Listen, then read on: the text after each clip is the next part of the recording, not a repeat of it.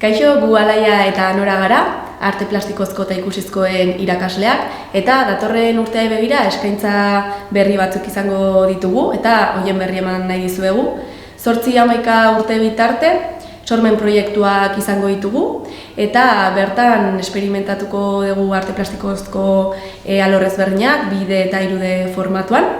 Eta 12 urtetik aurrera Norak aipatuko dizue eskaintza. Begira, 12 urtetik aurrera 17 bitarte 3 lerro nagusi sortu ditugu. Alde batetik, pintura, muralgintzan lehenengo lerroa, bigarrena ilustrazioa, marrazketa, autoedizioa, komikigintza eta animazioan oinarritzen da, eta 3. lerroa izango da irudia eta soinuen esperimentazioa. Hauetaz gain, 18 urtetik aurrera ikusle eskola sortuko da. Erakusketa ezberdinak bisitatzera joango gara eta hauen inguruko hausnarketa eta prozesu ezberdinak sortuko ditugu.